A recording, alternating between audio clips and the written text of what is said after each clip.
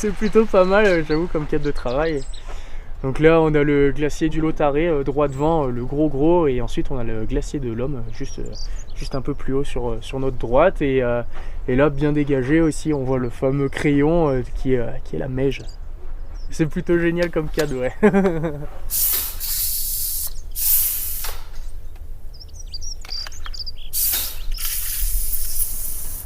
Je m'appelle Enzo, donc je suis technicien de recherche au jardin du Lautaret.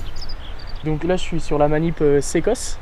Donc la manip Sécosse, elle consiste à recréer un grand épisode de sécheresse sur la période estivale par exemple.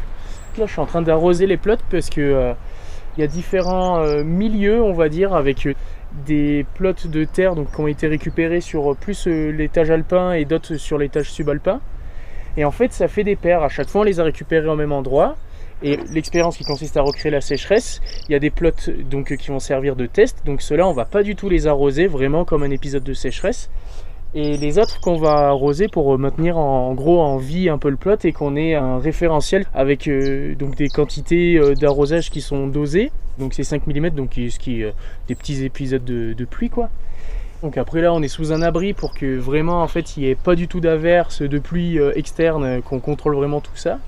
Et donc voilà sur cette manip quoi.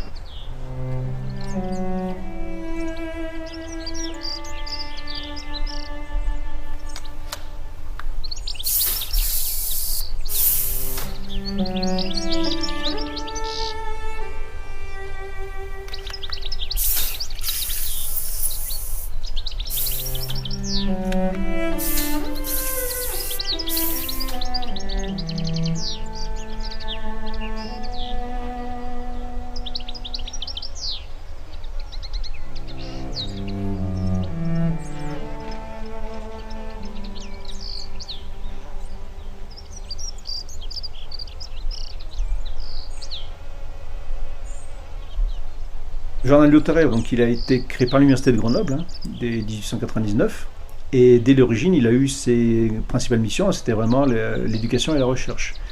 Dès le départ, donc l'éducation du grand public, la formation des étudiants et la recherche scientifique. C'est un établissement universitaire et donc il remplit toutes les missions de l'université. Avec en plus une dimension grand public qui est un peu particulière au site, puisque c'est aussi un site touristique. Et donc ces missions, il les perdure depuis le début et en plus ça a été renforcé par le fait que c'est devenu une unité mixte CNRS Université en 2005. Donc l'ajout du CNRS a bien sûr renforcé la dimension recherche évidemment du site. Ça a vraiment complété l'offre qui était déjà présente. Je suis donc Roland Douzet, je suis donc directeur adjoint du Jardin du Lautaret et enseignant à l'Université Grenoble-Alpes. J'y enseigne la botanique, l'évolution des végétaux, la physiologie, l'écophysiologie et l'écologie. L'intérêt du Lautaret, c'est que c'était un site déjà avec une route carrossable, on pouvait déjà monter en voiture dès la fin du 19e siècle, et il y avait aussi un hôtel déjà présent, donc il y avait déjà un tourisme déjà présent en fait. Même le premier jardinier, à l'époque, le personnel du jardin était hébergé à l'hôtel, donc voilà, donc c'était vraiment un site qui était déjà en fait prêt pour ça, et c'est pour ça que le jardin a perduré. Dès le début, il a pu remplir ses missions, à la fois les gens pouvaient venir, il y avait déjà du tourisme, et les chercheurs pouvaient monter de Grenoble sans trop de difficultés. À l'époque, il leur fallait peut-être 2 jours, mais bon, ils pouvaient monter, quoi. On pouvait accéder, on pouvait monter du matériel, on pouvait, voilà. Alors qu'à Champs-Rousse, il fallait monter avec un mulet, etc. C'était complètement, voilà, c'était un autre monde. C'est pour ça que le seul qui a survécu, c'est celui du Lautaret.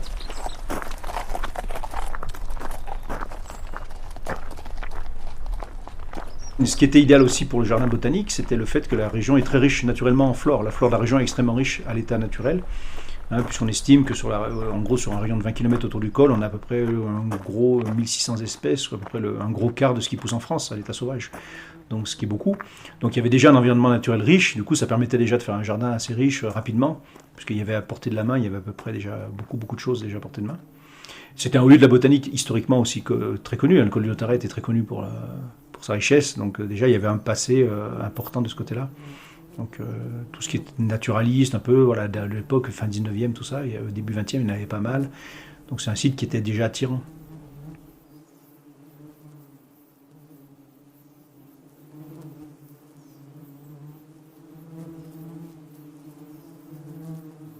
Une des premières recherches qui a été menée ici sur le site, c'était une recherche agronomique, entre guillemets, où on testait des variétés de légumes divers et variés, de carottes, de choux, de patates, de tout ce qu'on veut, en vue de faciliter la vie des gens en montagne, parce qu'au début du XXe siècle, il faut bien voir que la vie en montagne était extrêmement difficile, et donc les chercheurs avaient l'ambition d'améliorer la vie des paysans des hautes montagnes, en leur donnant des variétés de légumes qui étaient plus productives, qui poussaient bien, qui avaient des forts rendements, etc. Et donc ils testaient tout un tas de variétés de légumes. C'était de la recherche scientifique, c'était déjà de la recherche scientifique. On poursuit un peu ça, parce que par exemple là, on a un programme de recherche sur l'arnica, sur le développement de la culture arnica. Donc ça, c'est un partenariat avec le département des Hautes-Alpes, et la Chambre d'agriculture, etc., les réseaux des agriculteurs bio du département. Et dans ce programme, on a développé la culture arnica. Donc on a expérimenté la culture arnica chez différents producteurs dans la région. Et ça a été piloté par le jardin. On a embauché une personne qui travaille sur ce projet et qui a piloté ce projet sur les 2-3 années précédentes, là. Parce que si jamais ça fonctionne, ça peut effectivement déclencher la production d'arnica en culture, etc., plutôt que la récolte sauvage, puisque le but, c'est quand même d'essayer de faire de la culture plutôt que de la récolte nature, puisque ça crée des problèmes sur la ressource, qui est surexploitée, puisque déjà, par exemple, typiquement, cette année dans les Vosges, ils ont interdit la récolte, donc, parce qu'il n'y en a plus. Donc si on peut développer une culture, évidemment. Donc là, les applications sont immédiates. Après, c'est beaucoup de recherche aussi, c'est la recherche pas mal fondamentale quand même. Donc les applications sont éventuelles, mais souvent elles sont quand même assez lointaines. On est une structure d'accueil, donc c'est pas nous qui allons décider de faire ce genre de recherche. Il faut qu'il y ait une proposition. Mais si des chercheurs ont envie de tester les légumes ici, s'ils ont un problème de recherche, pourquoi pas?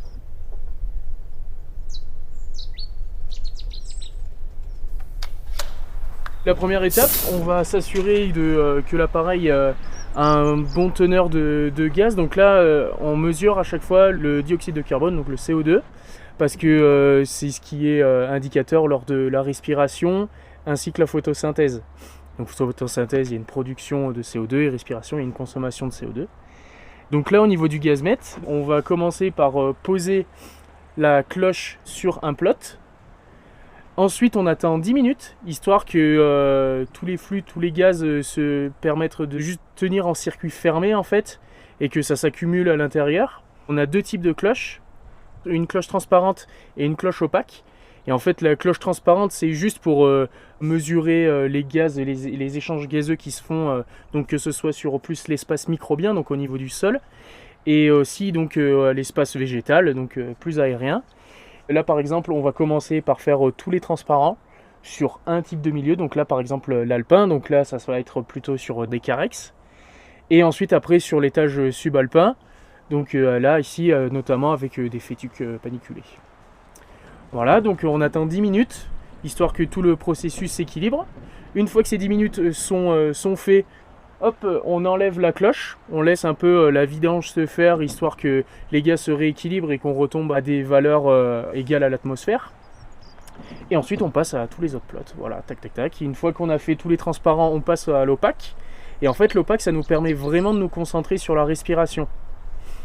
Puisque du coup, comme la photosynthèse ne se fait plus, puisqu'il n'y a plus de lumière qui rentre, donc il n'y a vraiment que la respiration. Et en fait, à chaque fois, tous ces échanges gazeux, et on va avoir une courbe qui se tient sur le dioxyde de carbone, et bien ça va nous permettre de nous rendre compte un peu de la qualité et d'où en est un peu la situation végétale, un peu sur ce milieu. Donc en gros, est-ce que les plantes sont plutôt en bonne santé ou pas? Voilà, et donc avec différentes courbes, différentes morphologies de courbes un peu, on arrive du coup à déterminer à quelle quantité en gros il prend sur de l'espace microbien et d'autres plus végétales. Cette expérience, elle est vraiment très intéressante. C'est un premier protocole, c'est la première fois que ça se fait ici. Et en fait, c'est la réunification de plusieurs labos. C'est ça qui est intéressant, c'est que par exemple là, surtout les lysimètres, donc avec l'arrosage et l'eau qui est récupérée, ça va être plus un labo qui va être chargé de regarder ce qui se passe un peu dedans. Plus pour les gaz, ça va être encore un autre. Et en fait, c'est tout un réseau et tout le monde communique entre eux et c'est super intéressant tout ça.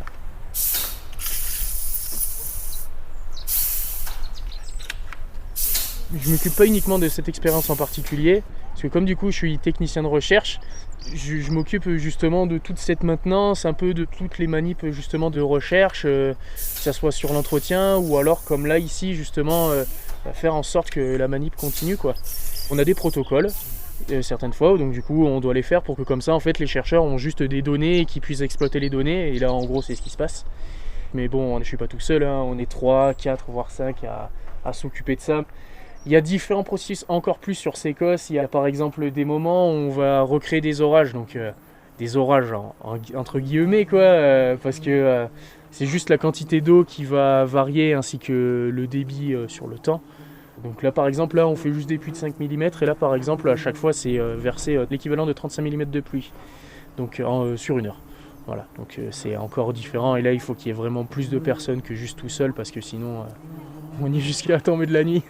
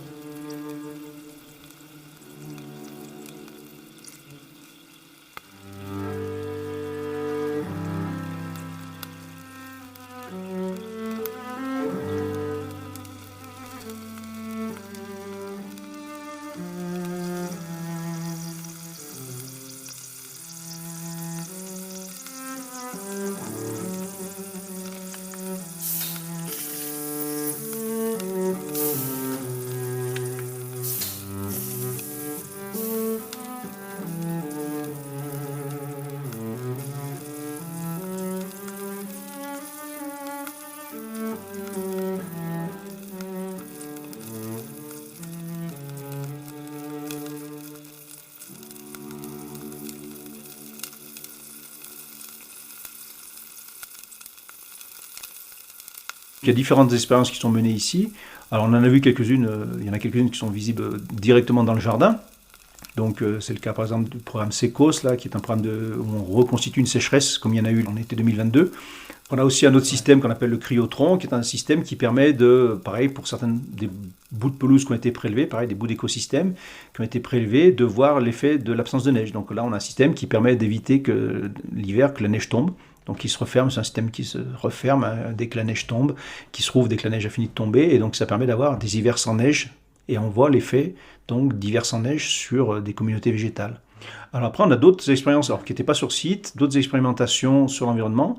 On a la plus connue entre guillemets, c'est ce qu'on appelait alpage volant, où là on a carrément déplacé sur 2 sites, on a déplacé des bouts de pelouse, donc des mètres carrés de pelouse, et en tout 40 mètres carrés de pelouse qui ont été descendus par hélicoptère de 2400 mètres à 900 mètres, donc il y a eu en gros 500 mètres de descente.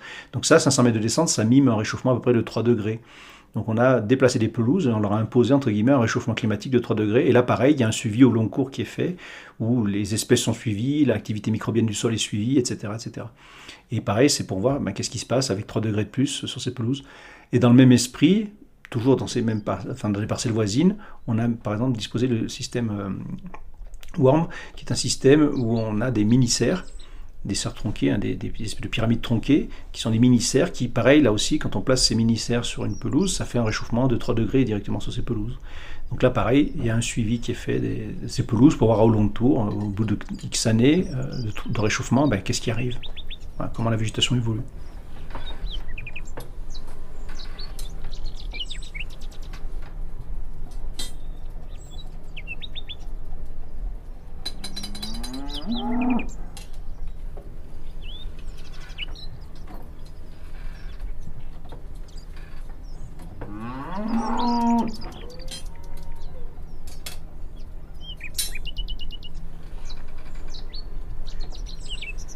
Ces expérimentations, à quoi elles servent? Elles servent à étayer tous les modèles climatiques qui sont proposés, parce qu'on dit voilà, ça se réchauffe de 4 degrés, mais qu'est-ce qui va se passer? Quelles vont être les conséquences de ce réchauffement? plus tard. Donc ça sert à anticiper un peu ce qui va arriver. Par exemple pour l'évolution des paysages, donc ça peut être très important. Aussi pour si les prairies changent, ça peut aussi changer leur valeur pastorale par exemple. Ça peut changer aussi la dynamique de la végétation. La forêt peut monter plus haut. Enfin bon, il y a des tas de choses qui peuvent se passer. Est-ce que ces écosystèmes vont se mettre à relarguer du CO2 par exemple, parce que c'est des systèmes où des sols étaient gelés en profondeur, les sols dégèlent. Est-ce que ces écosystèmes qui étaient peut-être des puits de carbone à un moment donné, est-ce qu'ils vont devenir des sources de carbone maintenant? Donc ça permet d'étudier ça. Une pelouse qui était un puits de carbone avec moins 3 degrés, avec 3 degrés de plus, peut-être qu'elle va devenir une source de carbone, donc elle va relarguer du CO2, donc encore contribuer au réchauffement, donc ça permet aussi d'anticiper ce qui risque d'arriver. Et ça, en expérimentant, on pourra dire, effectivement, s'il y a 3 degrés de plus, ici, l'écosystème, il va relarguer du CO2 alors qu'avant, il en prenait, par exemple. C'est aussi pour ça qu'on a des systèmes de mesure de flux, ce qu'on appelle une tour à flux, donc le réseau ICOS, un réseau international, de mesure de flux de carbone et d'azote essentiellement dans les écosystèmes. Ici, donc, on fait partie de ce réseau et on a une tour à flux qui mesure les flux de carbone et d'azote dans une prairie de montagne. Et donc ça, c'est du suivi au long cours et on voit comment ça évolue au fil du temps. Donc il y a vraiment l'aspect expérimentation et l'aspect aussi suivi, mesure, long cours. Ça, c'est vraiment les deux aspects très importants.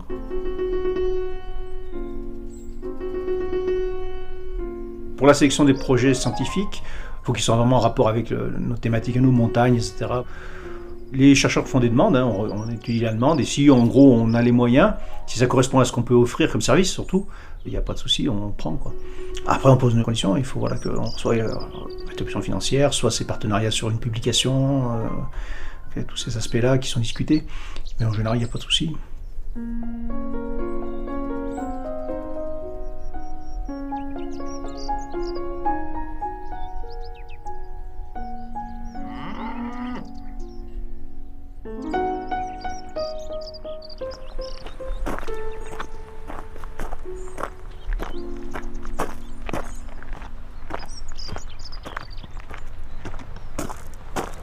Je suis un peu nerveuse quand même, c'est que ma 3e visite donc.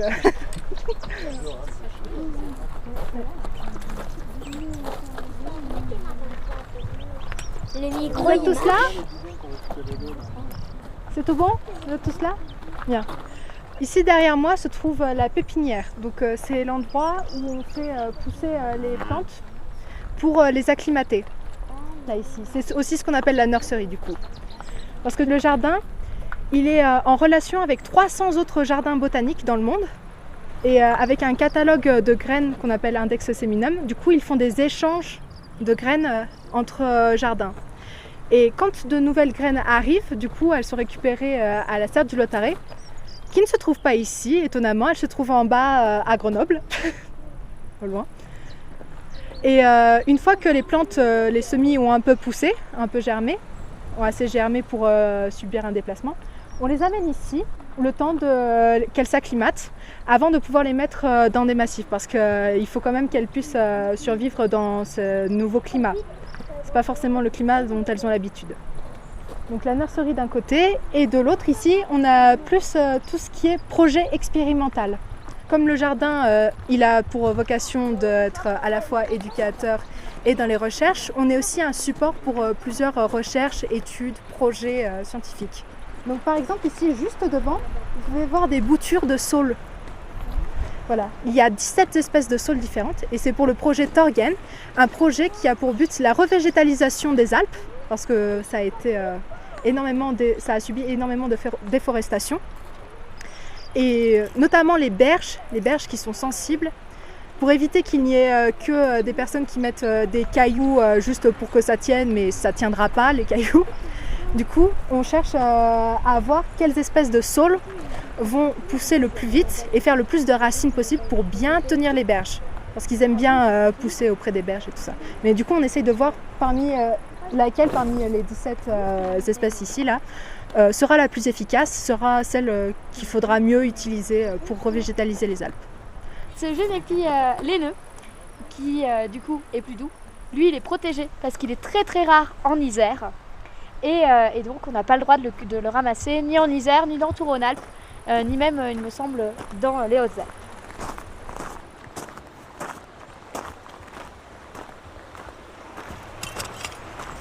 Mais ouais, celle-là, tu peux la mettre où tu veux. Mais regarde là, ça ferait bien avec un peu de terrain. Ouais. Ça Non, mais moi, je veux mon ambiance Disney. de cailloux.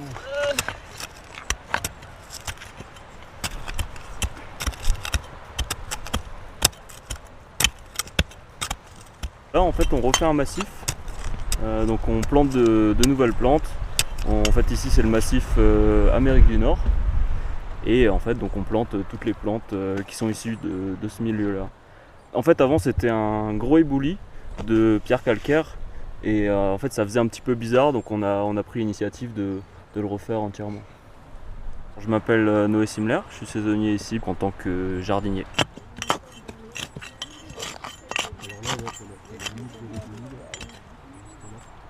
On a beaucoup de pince-témons et d'érigérons. C'est uniquement ça presque. Mais non, on se diversifie un peu. Mais c'est vrai qu'on a beaucoup de pince-témons un peu partout dissimulés. Et ça rend bien. Et c'est aussi important de donner un peu une ouverture comme ça vers le haut en mettant des plantes plutôt qui montent en hauteur sur le fond. Les plantes plus basses vers l'avant, comme ça, ça envoie en fait l'œil vers un point plus loin. C'est pas mal comme cadre de travail. C'est exceptionnel. Non, c'est vraiment bien avec le beau glacier derrière là. C'est vraiment chouette.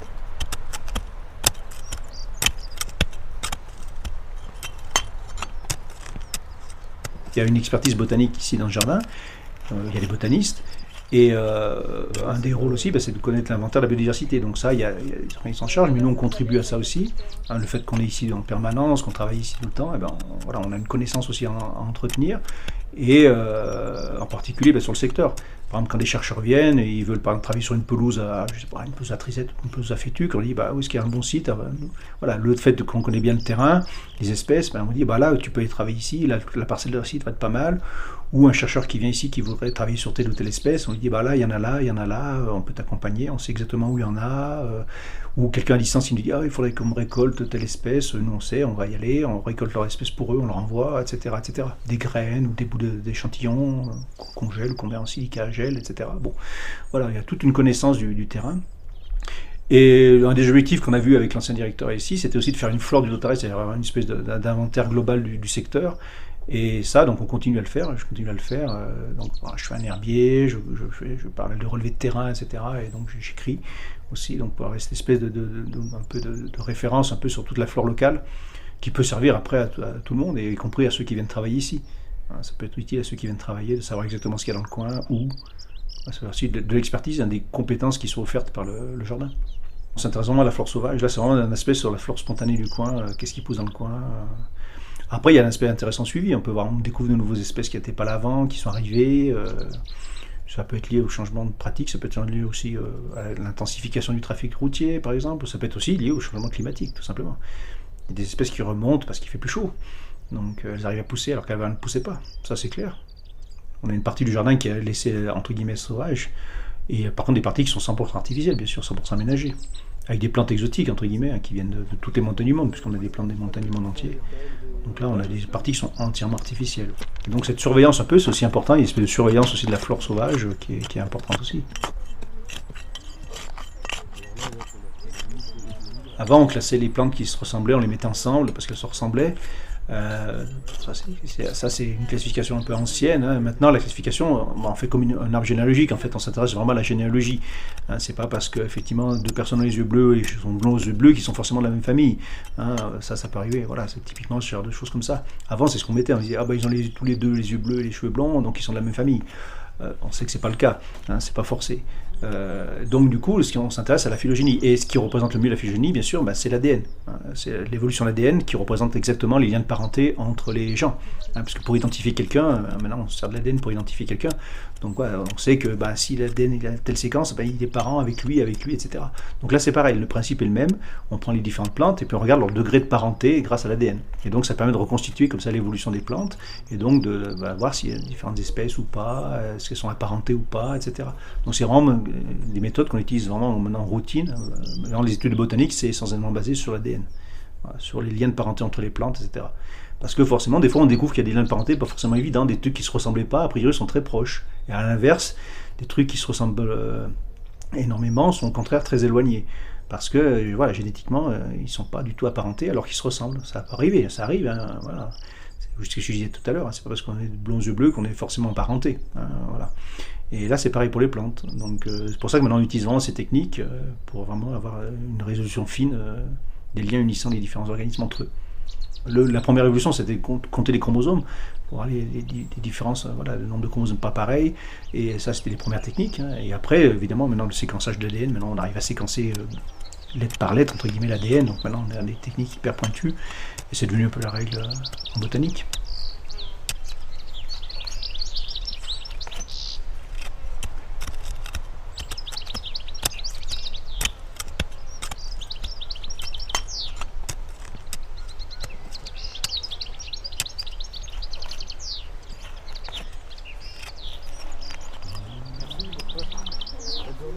Le projet Carmine est un projet donc lié à des pollutions aux métaux lourds. Alors c'est basé sur le principe que dans l'Oisan, en particulier dans la région de l'Oisan, ici il y a eu beaucoup de mines, fin 19e, début 20e siècle, un peu de manière concomitante à la ruée vers l'or aux États-Unis. Il y a eu une espèce de ruée aux mines dans les Alpes. Beaucoup de gens ont essayé de faire fortune dans les mines. Et donc beaucoup de mines sont développées, essentiellement du plomb, argent, cuivre, beaucoup, peu de charbon. Et donc ces mines, voilà, il y a eu des galeries de mines creusées et il y a eu des rejets, des résidus de mines. Et ces résidus sont souvent toxiques et contiennent souvent beaucoup de métaux lourds. Hein. Les plus fréquents étant le plomb, l'arsenic, l'argent, le zinc un peu, le cuivre. Voilà, donc c'est vraiment des rejets toxiques. Et les chercheurs sont partis du constat qu'ils avaient vu que certaines plantes, dont une petite plante qu'on appelle la cardamine à feuilles de réséda, est capable de pousser sur ces rejets de miniers alors qu'ils ont des teneurs en plomb qui sont souvent très toxiques. Et donc ils ont eu l'idée d'étudier cette plante pour essayer de comprendre en fait comment elle a pu s'adapter à ces milieux, alors qu'elle pousse naturellement dans des rochers acides, enfin bon, un peu partout dans les montagnes, hein, mais on a constaté que certaines populations poussaient sur ces rejets miniers. Et donc l'idée, ça a été de collecter donc différentes plantes de ces différents milieux, celles qui poussaient sur les rejets de mines, celles qui poussaient à côté, et puis de voir quels sont les mécanismes qui ont été mis en place, s'il n'y a pas eu une sélection qui s'est opérée sur ces plantes pour qu'elles puissent pousser sur les résidus miniers. Et donc, voir si éventuellement, même on pouvait identifier les gènes qui auraient été sélectionnés, qui leur permettent de pousser sur des rejets miniers. Et donc du coup, là, on expérimente au jardin, c'est-à-dire qu'on a pris différentes populations de cardamine, et on les teste sur différents types de sols, non pollués, pollués, beaucoup pollués, etc. Et on voit donc si effectivement il y a une sélection qui s'opère, si vraiment les populations qui sont sur les mines sont vraiment adaptées, ou si c'est juste une opportunité éventuelle, ou que n'importe quelle cardamine est capable de pousser dessus en fait, ou est-ce que c'est vraiment des lignées spécialisées qui ont été sélectionnées pour pousser sur des déchets miniers. Et éventuellement, à long terme, ça peut donner lieu à des applications pour la dépollution des sols, par exemple. C'est un exemple de résistance sur des sols pollués. On teste, on essaie de comprendre comment ça s'est fait, comment elle acquiert cette résistance. Le but de ces cultures qui sont au jardin, là, c'est de tester, de voir, d'identifier s'il y a vraiment des lignées de cardamine spécialisées, entre guillemets. Et après, si on en découvre effectivement qu'elles sont spécialisées, essayer de comprendre s'il y a des gènes qui seraient particulièrement impliqués, par exemple, dans cette adaptation. Et essayer de les identifier. Peut-être qu'elles fabriquent une certaine protéine qui leur permet de fixer le métal, voilà, et que les autres n'ont pas, peut-être. Et ça, pour l'instant, on ne sait pas. Pour l'instant, la manip a commencé cette année, donc d'ici 2-3 ans, on aura les résultats. On sait que certaines plantes qui poussent sur les métaux ont la possibilité justement de les accumuler. Et donc après, si elles peuvent extraire les métaux du sol, après il suffit de prendre ces plantes et après de traiter ces déchets. Et donc il y a des mécanismes comme ça de dépollution. Mais c'est intéressant d'essayer de comprendre, voilà, si effectivement il y a des gènes qui peuvent être identifiés, pourquoi pas après essayer de les transférer à des plantes de grande taille qui pourraient pomper énormément de métaux dans le sol, pourquoi pas, et dépolluer. Oui, c'est déjà utilisé, la phytoremédiation c'est déjà quelque chose qui est utilisé, pas forcément pour les métaux lourds, mais même des fois pour les stations, dans les stations d'épuration, on plante des roseaux, etc., pour épurer les eaux, ça c'est des trucs qui sont relativement courants, hein. C'est des choses qu'on fait assez fréquemment. Épurer les eaux, traiter les eaux usées, en particulier les eaux usées des villes, pas forcément les eaux hyper polluées en métaux, etc. Mais pour les eaux des villes, les eaux usées, c'est fréquent maintenant d'utiliser des plantes pour les épurer. Hein. Ça c'est très fréquent. Utiliser les plantes pour dépolluer, ça c'est quelque chose qui existe. Même déjà pour les métaux, on sait qu'il y a des plantes qui stockent les métaux, qui sont capables de les stocker. Là.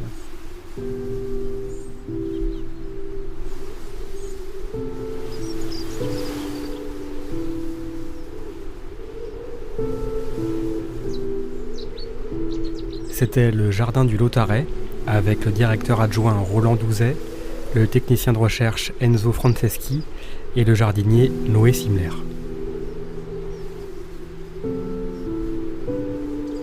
Réalisation Aurélien Frances. une production de Silence Podcast.